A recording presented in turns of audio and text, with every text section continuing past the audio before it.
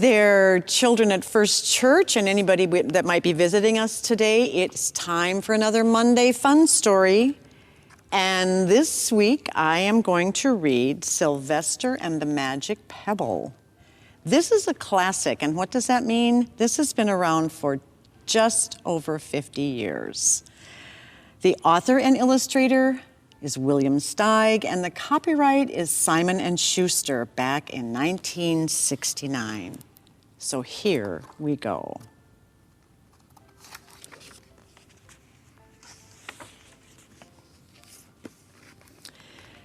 Sylvester Duncan lived with his mother and father at Acorn Road in Oatesdale.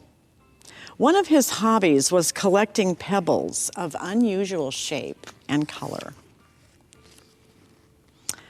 On a rainy Saturday during vacation, he found a quite extraordinary one. It was flaming red, shiny, and perfectly round like a marble. As he was studying this remarkable pebble, he began to shiver, probably from excitement, and the rain felt cold on his back. "I wish it would stop raining," he said. To his great surprise, it stopped. It didn't stop gradually as rains usually do. It ceased. The drops vanished on the way down from the sky. The clouds disappeared, everything was dry, and the sun was shining as if the rain had never existed. All his young life, Sylvester had never had a wish gratified so quickly. It struck him that magic must be at work, and he guessed that the magic must be in the remarkable-looking red pebble, where indeed it was. To make a test, he put the pebble on the ground and said, "I wish it would rain again." Nothing happened. But when he said the same thing, holding the pebble in his hoof, the sky turned black, there was lightning and a clap of thunder, and the rain came shooting down. "What a lucky day this is," thought Sylvester. "From now on, I can have anything I want. My father and mother can have anything they want. My relatives, friends, and anybody at all can have everything anybody wants."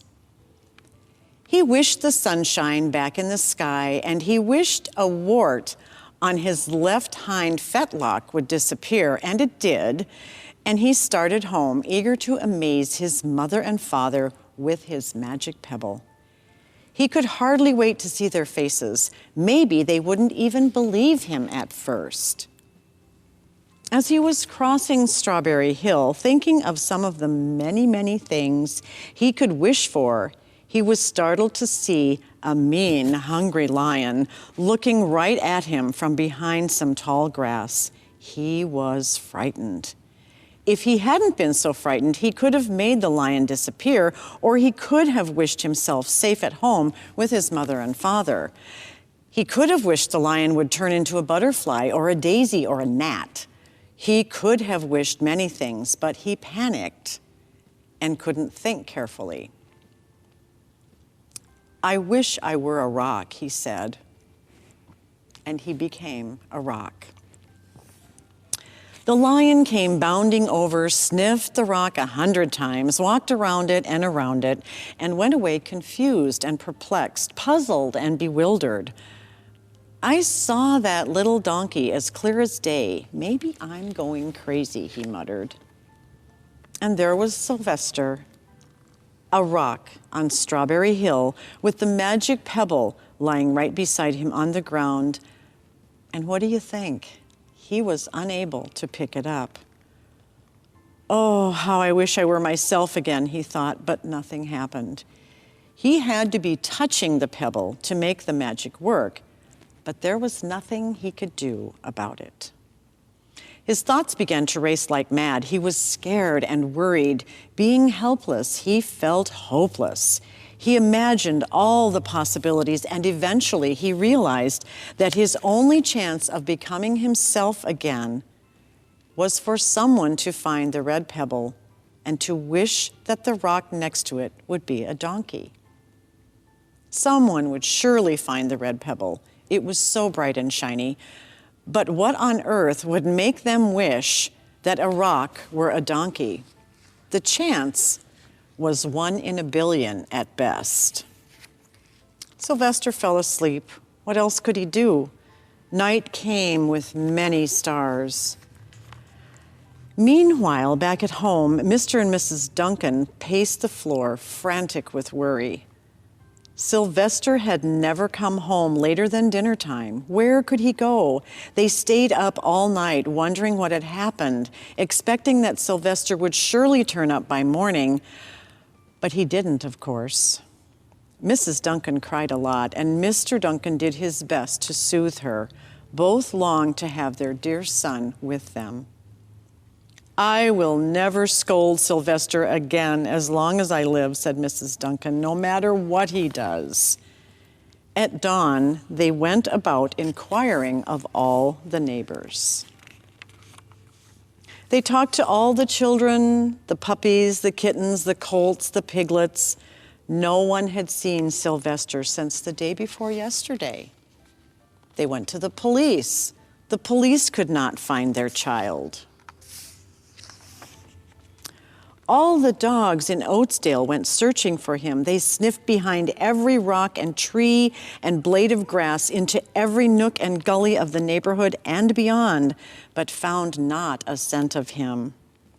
They sniffed the rock on Strawberry Hill, but it smelled like a rock. It didn't smell like Sylvester.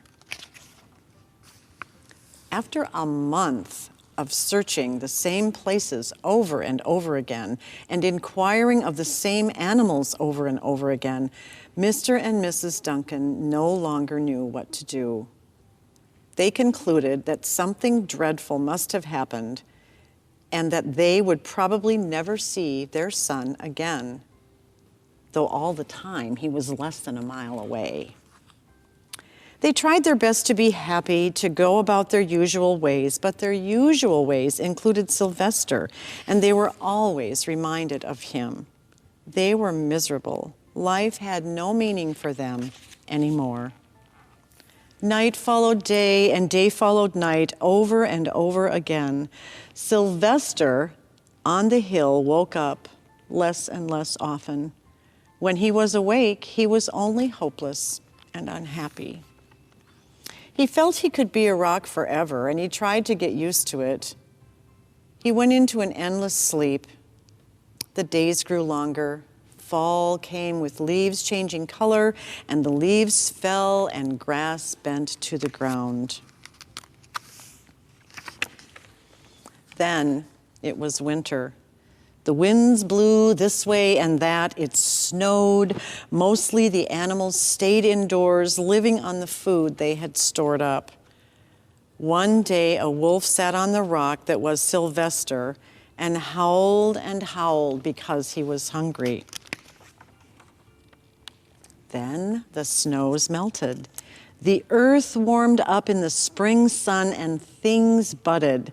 Leaves were on the trees again. Flowers showed their young faces. And there is poor Sylvester in the middle of the field. One day in May, Mr. Duncan insisted that his wife go with him on a picnic. "Let's cheer up," he said. "Let's try to live happy again and be happy even though Sylvester, our angel, is no longer with us." They went to Strawberry Hill. Mrs. Duncan sat down on the rock. The warmth of his own mother sitting on him woke Sylvester up from his deep winter sleep. How he wanted to shout, "Mother, Father, it's me, Sylvester, I'm right here." But he couldn't talk. He had no voice. He was stone dumb.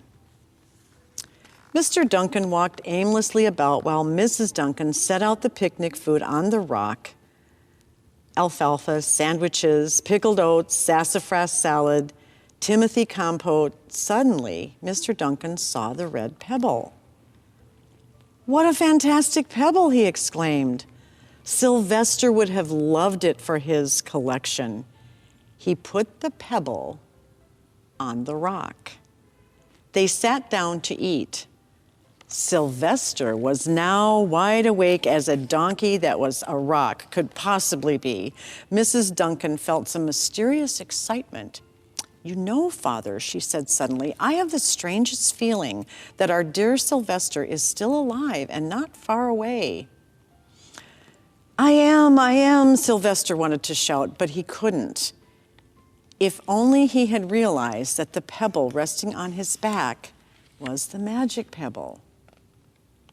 "Oh, how I wish he were here with us on this lovely May Day," said Mrs. Duncan. Mr. Duncan looked sadly at the ground. "Don't you wish it too, Father?" she said. He looked at her as if to say, "How can you ask such a question?" Mr. and Mrs. Duncan looked at each other with great sorrow.